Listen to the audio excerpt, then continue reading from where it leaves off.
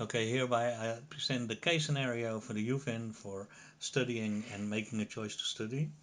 Um, at first, I want to go to the system, and the system is for me a true model. I use that model for a few years now, I think about 2 years with my students, and I have noticed that with using this model, I can guide my students through the process.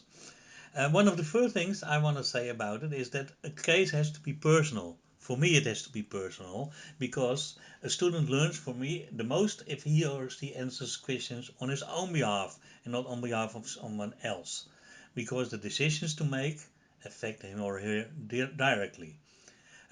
Every case will start with a question, a problem, or a challenge.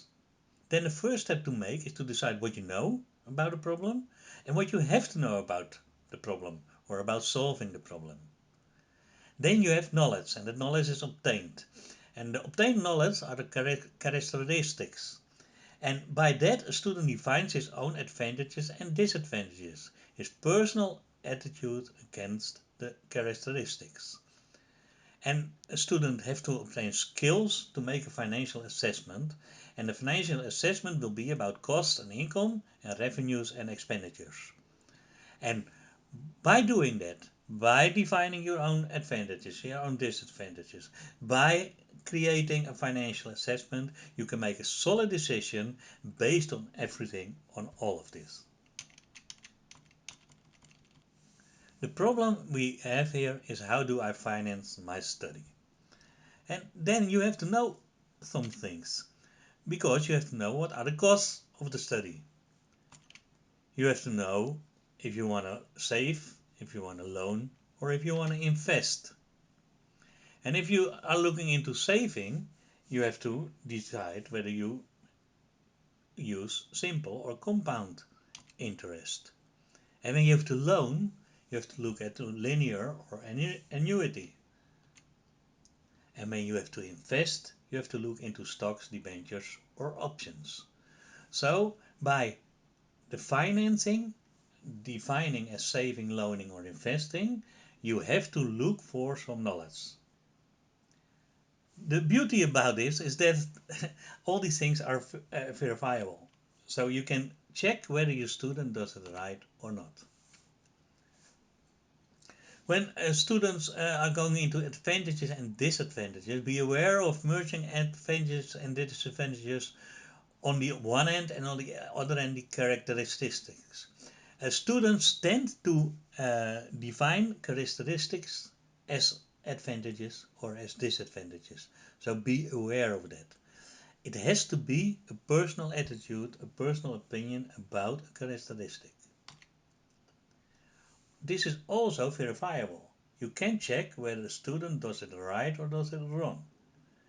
I always say to my students, an advantage for one can be a disadvantage to another. So there is no right or wrong in the advantages or in the disadvantages, but there is right or wrong in the process. When you go to the financial assessment, when you save, you have to you need to know how to calculate the earned interest. You need to know how much you monthly need during your study, and you need to know how much you how much your expenditures are, and in front how much the monthly payments to your saving account is. So then you can check how much you have to save. When we go into loan, we have to know how much we have to loan during the study, what our expenditures are, and how much we have to pay afterwards the study, and we have to calculate the paid interest. And when we go to investing, we also have to calculate the income, or with investing it's an estimated income, and that is also during the study, and payments in front of, and we have to calculate paid provision, we have to calculate risk, and eventually we have to calculate costs. Also this is verifiable. The decision is made upon advantages, disadvantages, and financials. And I always want the student to say, which of these are the most important and why are these the most important. And by that, we can guide students to a solid decision, and the decisions they make is for me not important. It's important that they make a solid decision based on what they know and what they want themselves. And this part is verifiable on process, not on outcome, but on process. When we look into this, what do we need? We need resources for the cost of study. Here are a few for the Netherlands. We need theory and exercise materials and learning formats on saving, on investing, and of course on loaning.